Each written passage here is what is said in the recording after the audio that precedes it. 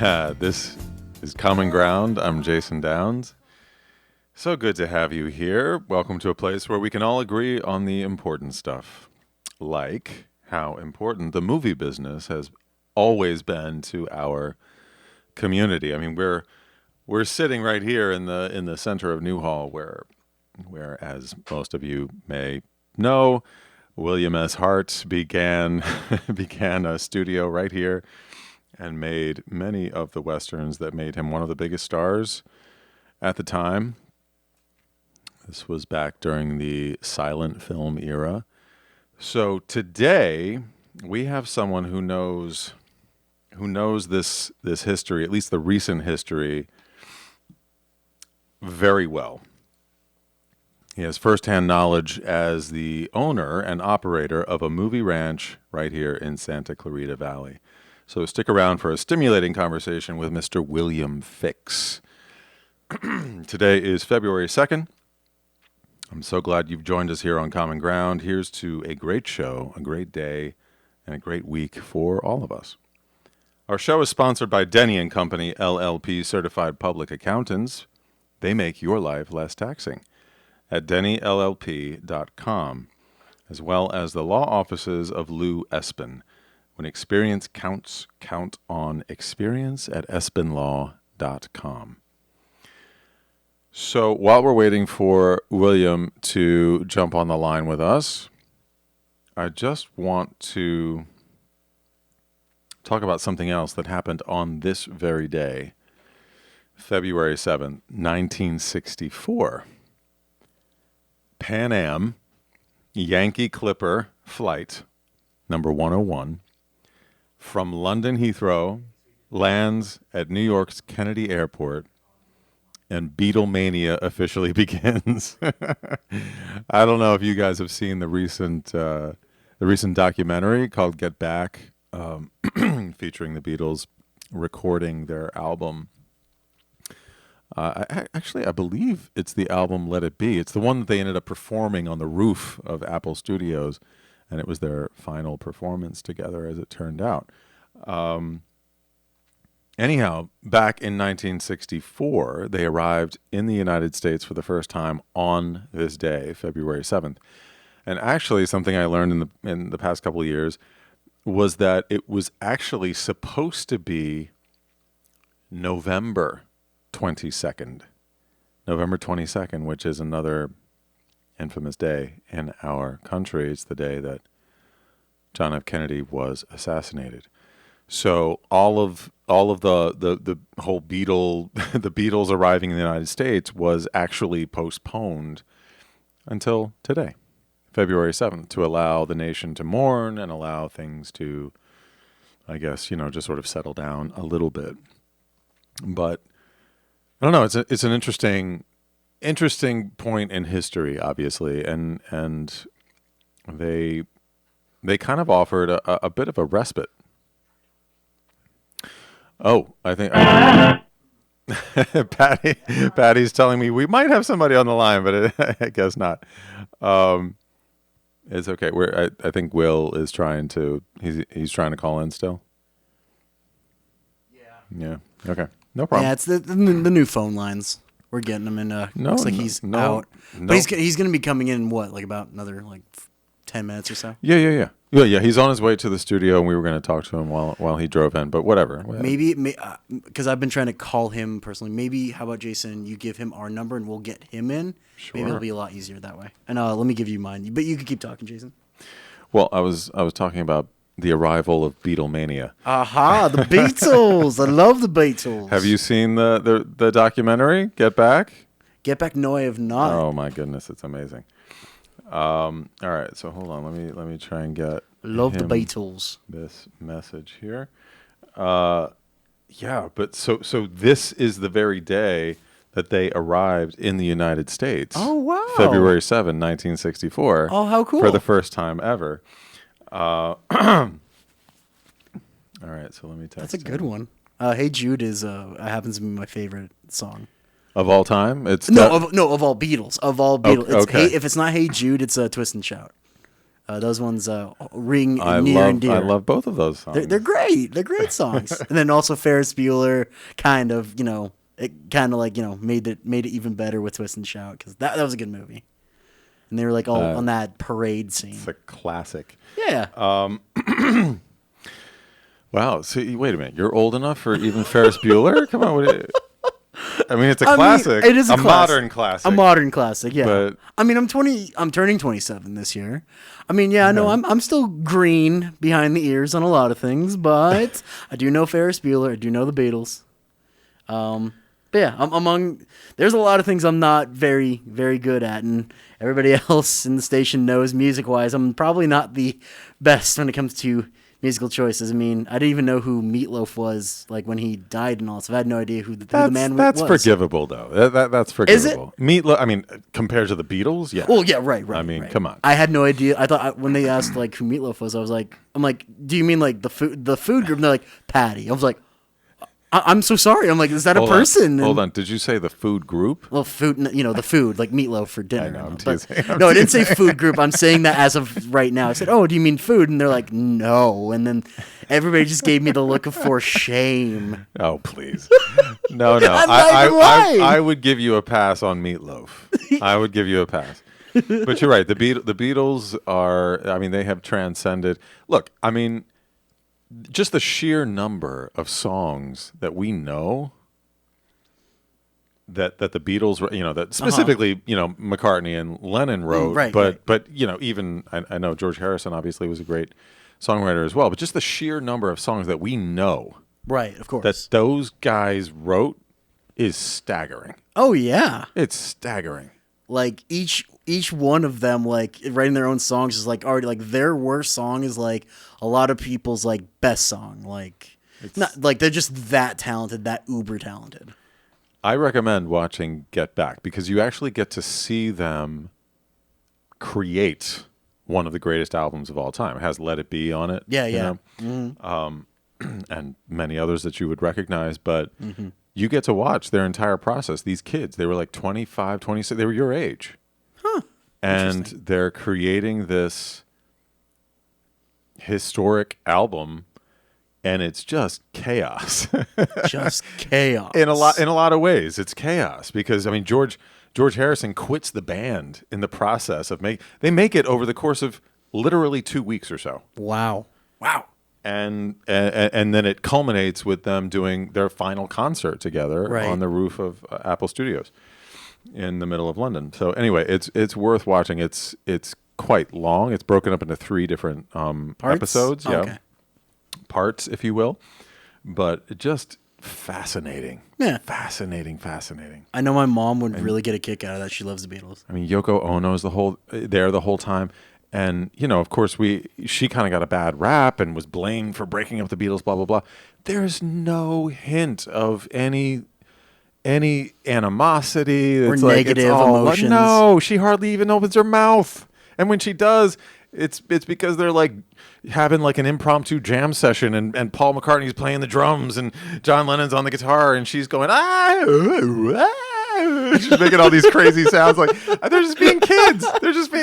Yeah, it's great. It's so funny. Anyway, I love it. But so they arrived on this day, 1964, for the first time, and officially began Beatlemania. So they had just gotten their first number one hit 6 days prior. Mm-hmm. I Want to Hold Your Hand, which I'm sure you know as well. Oh, it's a great one. Yeah. So they arrive at Kennedy Airport.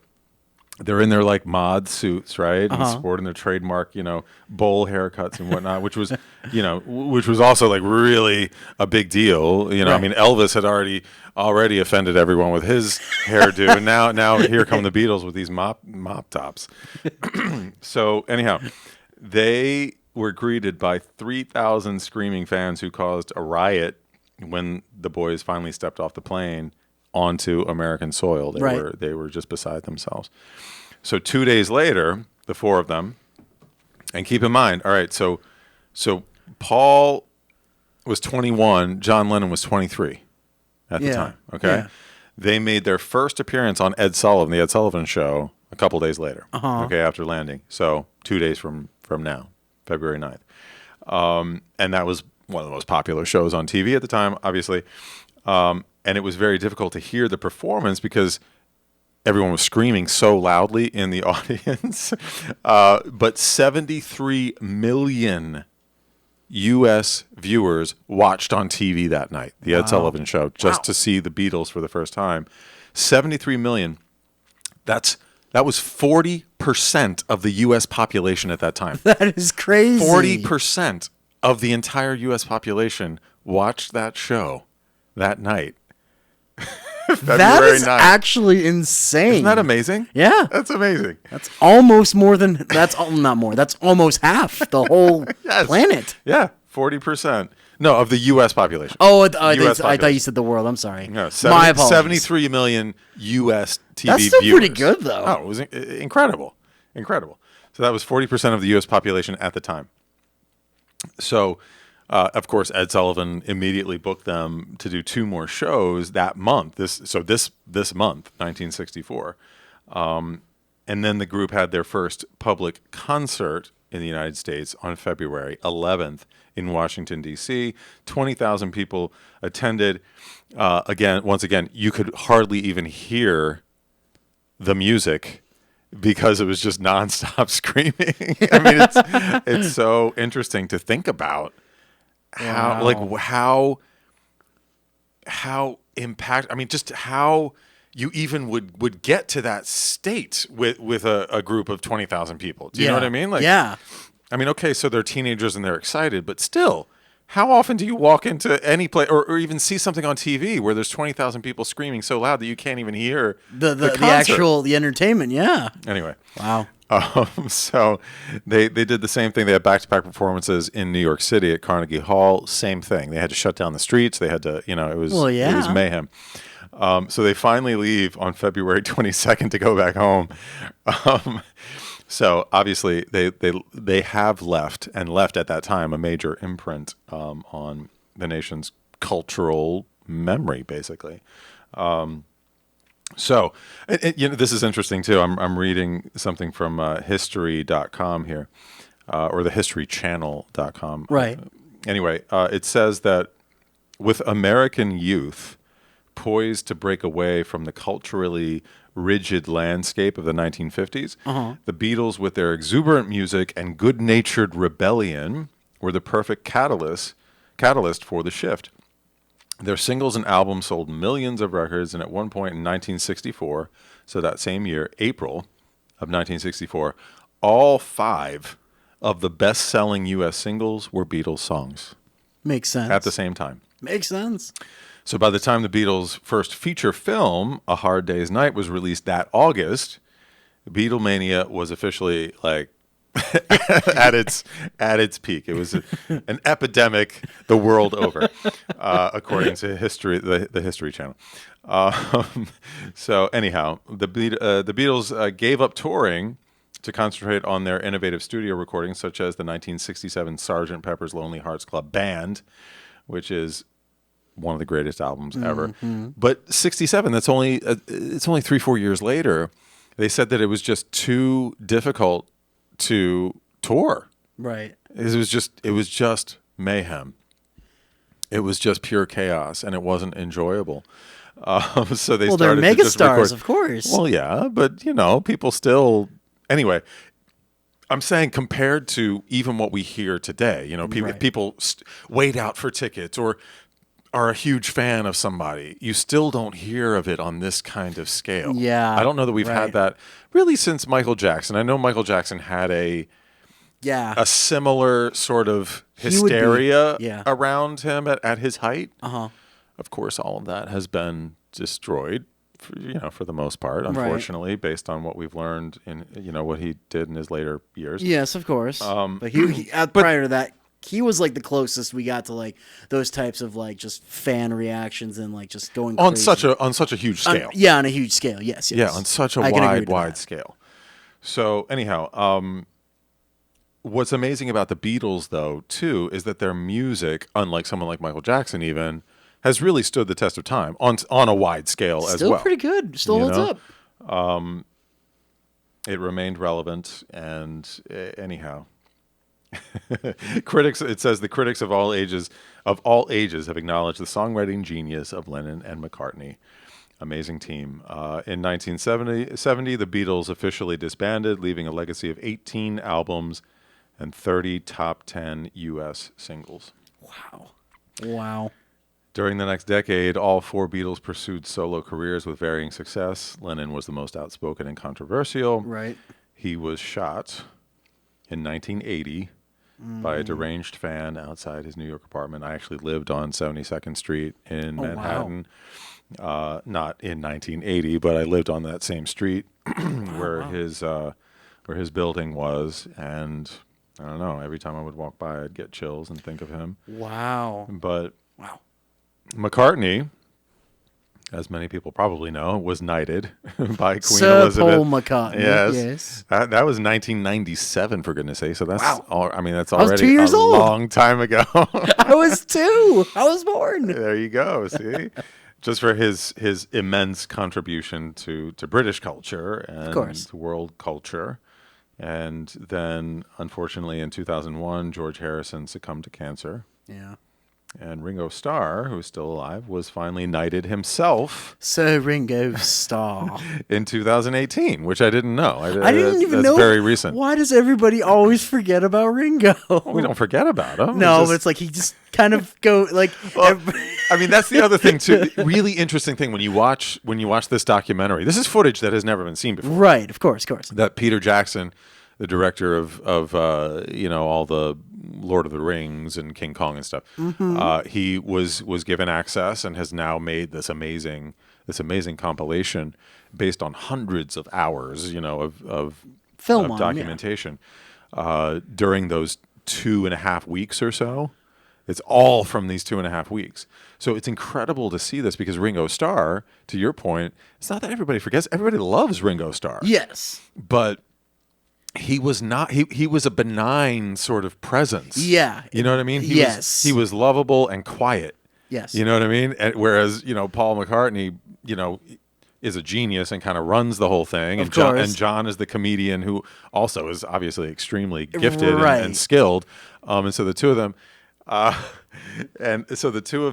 Made this amazing team. But Ringo Starr, just quietly is along for the ride. He's along for the ride, and it's amazing to watch. And every now and then, he'll get on the piano and he'll plink out one of his songs, like the Octopus song or the whatever Octopus's Garden. Yeah. And George will come over and be like, Yeah, that's good, yeah. But try going here after this part, right? And so Ringo then tries. He's like, oh, okay, cool. And so that you start to hear the song coming to life. And I mean, George Ringo Harrison. sings that song. Ringo sings, Right. Ringo sings a couple of songs. I mean, Little Help from My Friends, for goodness sake, is one of a huge hit that he sang. Anyway. We could talk about the Beatles all day, but we could. We are going to take a break. Yes. We're going to take a quick break, and when we come back, I am excited to introduce you to Mr. William Fix. I'm sure he must be related to the famous cowboy Tom Mix in some way. I don't know. That's just my fantasy. That's my fantasy. We're going to find out. We're going to find out in just a second, though, when we come back. So stay with us. We're going to talk to Mr. William Fix, who he is steeped in history and in the movie business here in Santa Clarita. So stick with us right here on KHTS 98.1 FM and AM 1220. Your business sign is essential to getting customers to your location. Feathers can help you get your business noticed. Feathers, now in a new larger space with plenty of parking. They walk you through each phase of your project with special attention to detail and quality. Feathers will provide you a sign that you can be proud of. Your sign will draw customers in instead of having them drive by. Visit Feathers online at feathersigns.com or go to Feathers' brand new bigger location at 26017 Huntington Drive off Rye Canyon or call 298-9442. Sciatica flaring up again? Even after therapy, decompression, or surgery, discover the 3 most common mistakes that must change to get rid of sciatica for good. Hi, I'm Dr. Thomas Pilecki, and WebMD chooses me as best chiropractor in functional medicine in Santa Clarita. Something to think about. So, when you're ready to get better, go to drpilecki.com. That's drpolucki.com to schedule your free consultation now. This is Bradley Gross, Executive Director and one of the lead volunteers of Santa Clarita Grocery.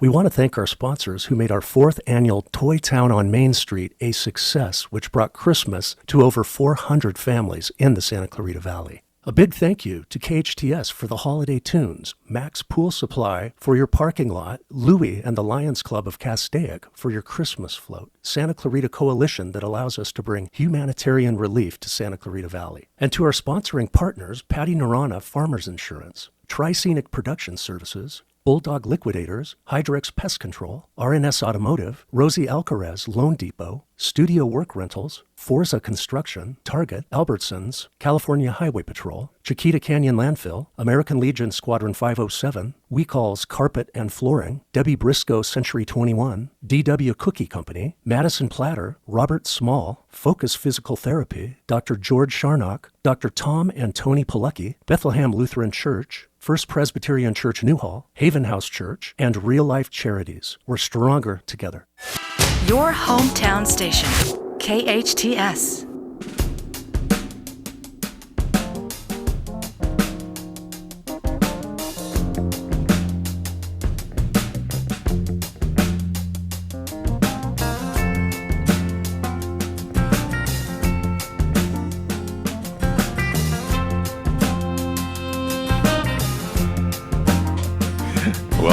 Welcome back. This is Jason Downs. You're listening to Common Ground on KHTS, where we can always agree on the important stuff. So today I have a special guest that I'm so excited is here. William Fix is the owner of Agua Dulce Movie Ranch, a very frequently used film location in Agua Dulce. He's worked in the film industry since 1988 and has been a part of more than 2,000 film and television projects since that time. So, welcome, William. Thank you so much for racing in here. Thank you for having me. So excited to have you. I had the privilege of meeting Will and working with him this past month at the Canyon Theater Guild doing the Christmas show. Miracle on 34th Street. And it was such a pleasure to get to know you and hang out. Likewise, you are amazing. You are a great actor. Well, thank you. That's very kind. I'm a big fan of yours as well, as you know. Thank you. I'm so excited to hear about what you do and about your history here and the history of film. I love history, but I especially love film history. So Agua Dulce Movie Ranch is it part of SOS Filmworks? Yeah, is it the same a name. thing? It's a brand. When I was little, my grandparents owned 200 acres in Agua Dulce, and they were Great Depression babies. So they had CC&Rs on their property, covenants, conditions, and restrictions, so that you couldn't encumber it. And so to develop property, family property, I just noticed all the filming at Vasquez Rocks. And I thought, well, can we rent it? And my grandmother was like, well, of course you can rent it. Because you're right next door to right. Charlie Chaplin was Vasquez? filming at Vasquez Rocks. The first Star Trek filmed at Vasquez Rocks. Yes. And so I just fell into it. It's one of those things. I got a college degree from Cal Poly Pomona in finance, real estate, and law. And I love what I do. Every day, I get to sell a box of cereal. And every morning when I go back to the store, the cereal box is magically there. It's awesome. I don't have to pawn a watch or sell grandma's clock or, sell a piece of real estate. I can just have people use the real estate I'm using. Right now, it is so amazing. It is boom times in film world. Mm-hmm. So right now, the city of Santa Clarita is the best city in Southern California for filming. Right now, tentpole features that have a budget of $275 million or more are filming in the city of Santa Clarita. Amazing. And then it's like that Dickens novel about the French Revolution. It was the best of times. It was the worst of times. The county is turning away filming. county staff is turning away filming. Code enforcement officers with the county are telling the film industry not to film in Los Angeles. And when you go to like Stephanie English or Donna Tormil, the field deputies for Catherine Barger, they say, well, the staff know what they're doing. The staff see in black and white. This couldn't possibly be happening. But what's so shocking about it is they're indifferent. So it's so busy in film. Wait, so you don't get the impression that they're sincerely trying to protect people and maybe keep. I mean, it's booming. Obviously, there's tons of work here, like you say. There's tons of projects happening. I mean, you don't get the sense that they're trying to just be careful and put a cap on it? No, what's happening is code enforcement officers have implemented this thing called a significant economic environmental area. And so that was meant to be like, maybe there's a golden oak on your property. Maybe there's a stream going on your property. So you would have to make sure not to damage the tree or pollute the stream. But now what's happening is code enforcement officers are saying to production companies, you can't use any property with an SCA designation. And too bad, go film somewhere else. Don't film in Southern California. Now there's something weird going on. When you tell Stephanie English that this is not correct and that the code enforcement officers don't know what they're doing, she goes, well, SCA designations have to be a state thing, not a city thing or a county thing. Okay, they're not a state thing. And Stephanie's brilliant. She's a very smart, bright, intelligent woman. She's just new.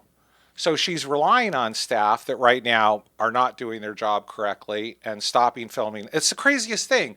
So Film LA, the motto of Film LA is film works, keeping jobs in Los Angeles. Yes, please, yeah. And county staff is doing the opposite of that. So this is the conundrum I have. I am so thankful and I am so happy that the city of Santa Clarita has figured it out. I am so grateful that the city of Santa Clarita can work with the same county designations where county staff are saying, hey, we don't care who you are, famous person. We don't care who you are, science fiction, $275 million movie. You can't film at Lions Ranch. And we're talking about Lions Ranch, the Lions who founded Newhall. You can't film at Robert de Vogelaire's ranch. You can't film at Bloom Ranch. And you can't grow wheat. And you're saying they're saying no out of indifference? I find that hard to believe. Right, and that's the whole thing. It's almost like that movie Don't Look Up, right? There's a scientist saying, hey, in 6 months and 14 days, this giant comet is going to wipe out the planet. And the president goes, well, what's your ask? What do you want me to do Wait a minute, about you're it? missing the entire... yeah. Right, and so I sit here and I think to myself, how could this possibly be happening? I don't believe Catherine Barger for a minute knows what the county staff is doing. I don't think for a minute that Stephanie English truly understands what the issue is. How is it? I don't want to drive filming away from the city of Santa Clarita. I just want filming in all of Southern California. And what's so crazy, what's happening right now, because the industry is booming so much, you think to yourself, are you going to notice $1 billion? Mm-hmm. You would think you're going to notice $1 billion. So when we're talking about IATSE, we're talking about the Teamsters Union, the Directors Guild, the Screen Actors Guild. We're talking about jobs that pay somebody without a college degree $28 to $75 an hour. We should be adding thousands of those jobs a month. Well, we're adding jobs, but we're not adding thousands of jobs a month because county staff, Film LA, the office of the CEO, is telling production companies, we don't want your business. Don't film here. And so There must be a reason why. right. There must be. What is it? So you don't know. Right. And so the county's saying, hey, it's a significant environmental area, but that was meant to protect a part of the property, not the entire property. For some reason, a county staff. So they're technically, they are doing it for a reason. They're doing it based on these statutes that you're saying protect certain parts of the environment. And a zoning overlay. Okay. So technically they are protecting, I guess, themselves and their jobs by following the letter of the law. Yes? I mean, is that, For me, could we say that? It's like a scientist programmed a robot to pull weeds, but the robot's programming went sideways and everything is a weed. So then the scientist comes No, back to I look agree at, with you. I mean, you're describing you're describing government, you're describing Right. bureaucracy. Yes, no, we all agree that sometimes they go overboard, to make sure that they get everything covered, right? big $300 million movie wants to grow wheat at a farm, an agricultural farm that has 1,200 peach trees that's used for farming. Code enforcement county staff says you can't use the farm as a farm. It's going to cost these people that own the farm between $1 and $2 million in lost income. Why would county staff say you can't use a farm as a farm? There's a significant ecological area overlay on the farm, but it's a farm. So when Stephanie English is saying, hey, county staff is looking at it as black and white, it's not black and white. There may be a part of the property that you should be respectful of, but not the entire property. It's an excellent point. And when you bring it up to them and make your suggestions, what comes of that? They don't care. They think they're doing a good job. They think because they're in a room full of serial killers and they save one victim, that the serial killer that saved the other serial killer from murdering a victim is a good serial killer. They do not care. I like all your funny analogies. Are you coming up with them on the spot? That's Yes, pretty amazing. yes. Okay. Well, so it just, are you sure that they realize how much of an economy that they are affecting? You know I what I don't mean? know. I I mean, don't all the jobs you're talking about, all the money that could be coming. That it's kind of this weird Because you're thing. not just talking about Santa Clarita. You're talking about LA County. We're talking about they're forcing filming out of Southern California. We spent 15 years trying to bring the film industry back. So the state passed the tax incentive program. Thank God for that. So it's kind of like the salmon had stopped coming back up the stream, and now there's salmon everywhere.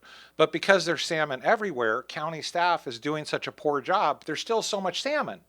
So even though there's not as much salmon as there could be, the supervisors don't realize that there could be even more salmon. And this is why you say the worst of times, the best of times. Best of Right. times, worst of times, because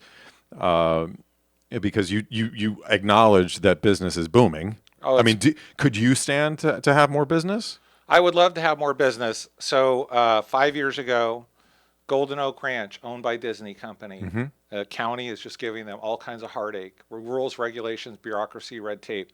Rancho Santa Maria, same thing.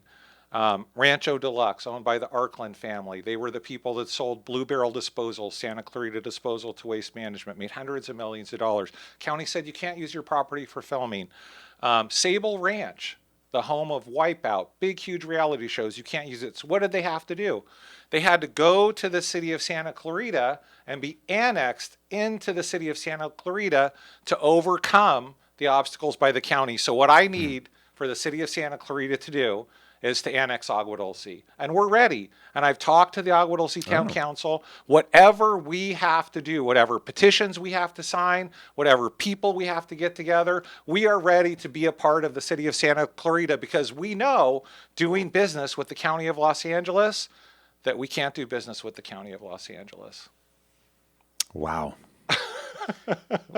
I wish that wasn't the reality, but that's the reality. I hear you. So, I mean, so not only do you own Agua Dulce Movie Ranch, though, you're talking about 350 properties, surrounding and around town that you also manage? Yeah, I take care of about 400 properties in the Acton Agua Dulce area.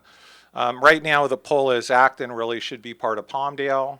Agua Dulce really should be part of Santa Clarita, especially with the new sheriff station on Golden Valley Road. When we call 911 in Agua Dulce, we get a sheriff from Palmdale in about 44 minutes. We get a sheriff from Santa Clarita in about 7 minutes. So I think it's inevitable. I don't know why the county staff is unable to complete a basic job function. The city of Santa Clarita doesn't have the issue, and they have the same restrictions and limitations. So I want the city of Santa Clarita to say yes, but what is it that's going on in the county where all they can do is say no? So the standard film deal today is a day of prep, a day of film, a day of wrap. That's great. So if I have a hotel, do I want a billionaire to stay in my hotel for a year or a year and a half? Or do I want a transient guest to stay in my hotel for 3 days? This is the issue. That's an easy one. Yeah. Right. So county staff is saying, hey, you can get all your transient 3-day shoots that you want. We don't want anybody building sets in unincorporated District 5 LA County. Why? I don't know why.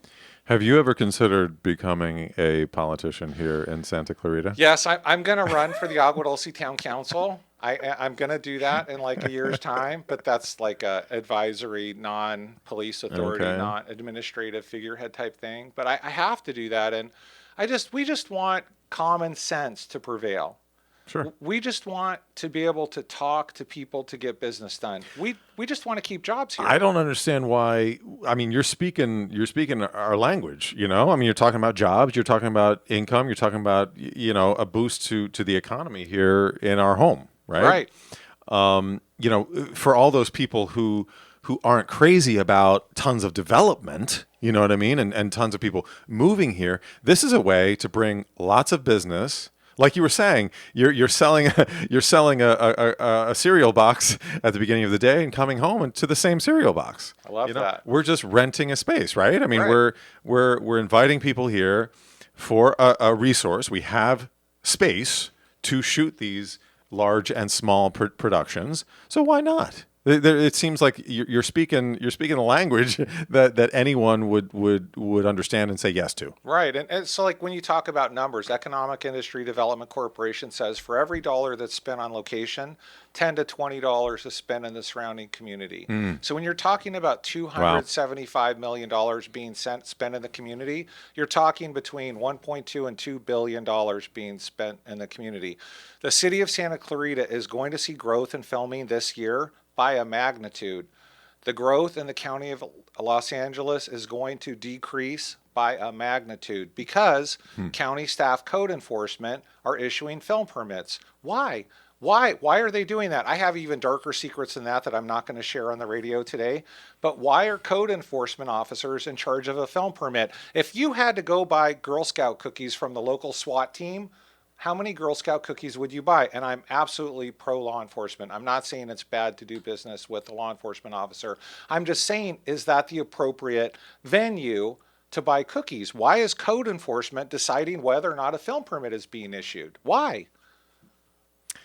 When we come back, we'll talk more to Mr. William Fix, and we're gonna find out some juicy stories. I want to hear some of your crazy experiences. I mean, because you must have had a few over the years. So we'll find out some great tall tales when we return. You're listening to Common Ground on KHTS 98.1 FM and AM 1220. It's murder, mystery, and mayhem at the Canyon Theater Guild. Usher in the new year with laughter and mystery at the hilarious comedy Whodunit, Clue on Stage. Was it Miss Scarlet in the kitchen with the wrench? Perhaps it was Mr. Green in the billiard room with the rope. Only one way to find out. Based on the popular board game and adapted from the cult classic film, Clue on Stage will keep audiences guessing and laughing to the very end. Get your tickets by calling 661-799-2702 or online at canyontheater.org. This is Bradley Gross, Executive Director and one of the lead volunteers of Santa Clarita Grocery. We want to thank our sponsors who made our 4th annual Toy Town on Main Street a success, which brought Christmas to over 400 families in the Santa Clarita Valley. A big thank you to KHTS for the holiday tunes, Max Pool Supply for your parking lot, Louie and the Lions Club of Castaic for your Christmas float, Santa Clarita Coalition that allows us to bring humanitarian relief to Santa Clarita Valley, and to our sponsoring partners, Patty Narana Farmers Insurance, Tri-Scenic Production Services, Bulldog Liquidators, Hydrex Pest Control, RNS Automotive, Rosie Alcaraz Loan Depot, Studio Work Rentals, Forza Construction, Target, Albertsons, California Highway Patrol, Chiquita Canyon Landfill, American Legion Squadron 507, We Calls Carpet and Flooring, Debbie Briscoe Century 21, DW Cookie Company, Madison Platter, Robert Small, Focus Physical Therapy, Dr. George Sharnock, Dr. Tom and Tony Pilecki, Bethlehem Lutheran Church, First Presbyterian Church Newhall, Haven House Church, and Real Life Charities. We're stronger together. Accidents happen, but rest assured Patterson's Collision Center is here to help. Patterson's is a family-owned and operated collision repair facility providing the Santa Clarita Valley with premium collision repairs. Patterson's prides itself on being the only California-certified green repair shop in all of Santa Clarita. They are insurance claim specialists and even offer payment plans for your deductible. For personalized, friendly service, visit pattersonscollisioncenter.com or call 294-1011 and let Patterson's Collision Center help ease your worries today. Your hometown station, KHTS.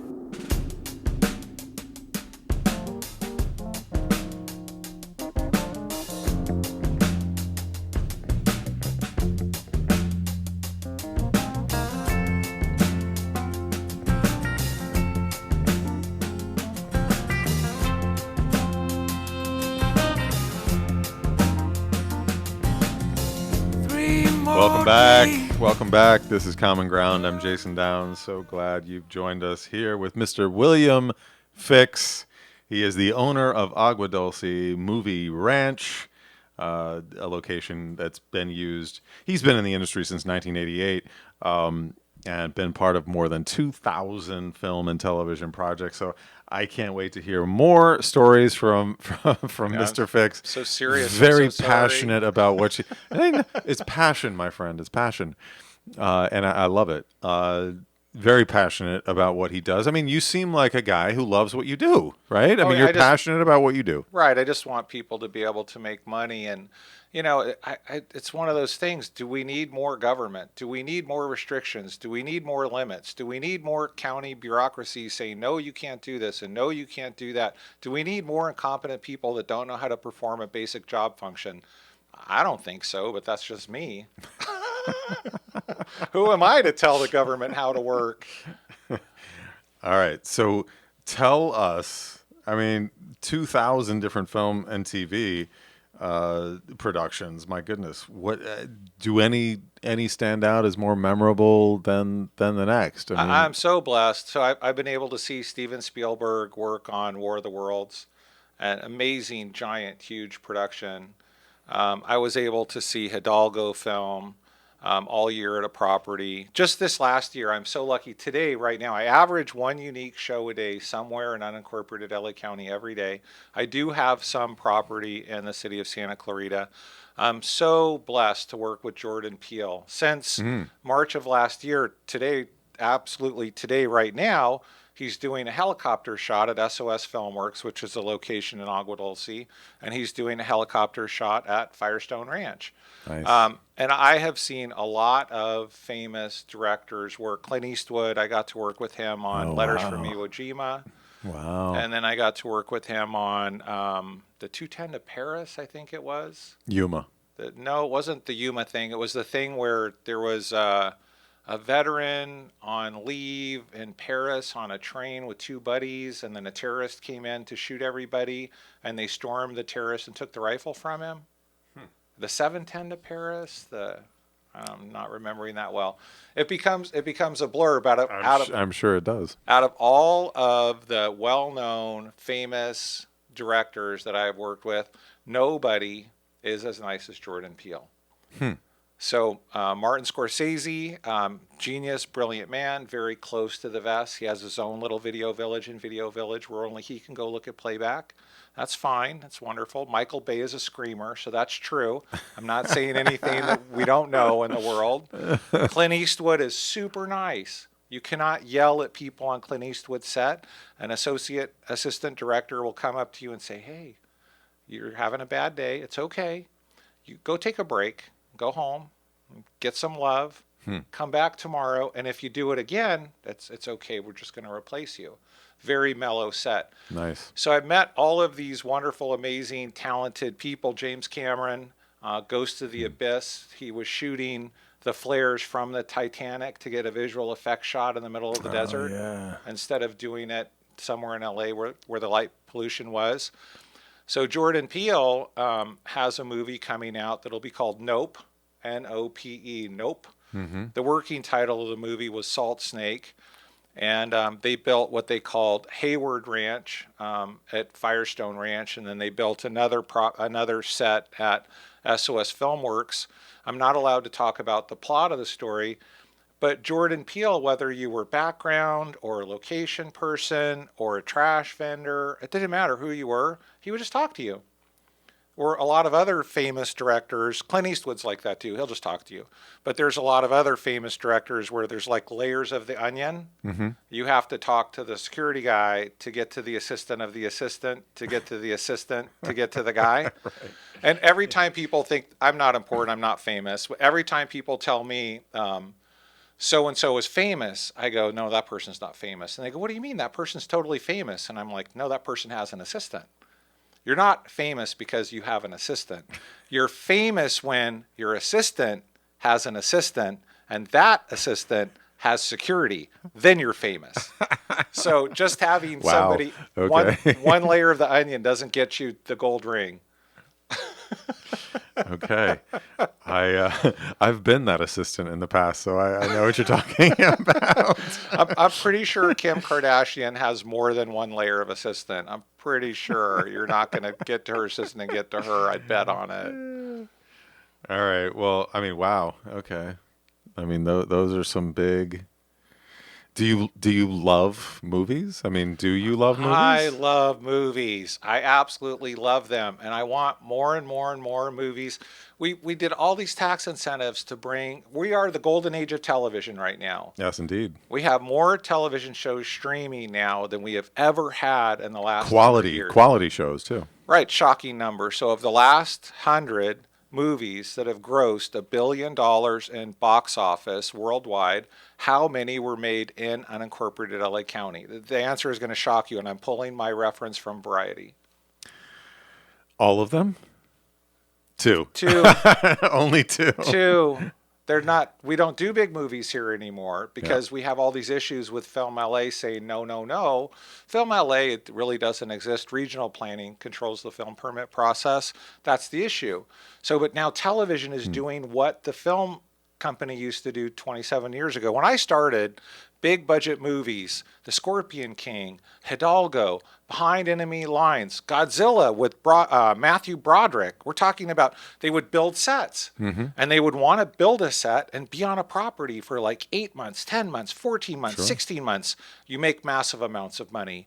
Today, that's what television shows are doing. So if you had a choice of getting $1 million for every episode of television that you do, or $10 from 4 million people for every episode of television that you would do, how much money do you want?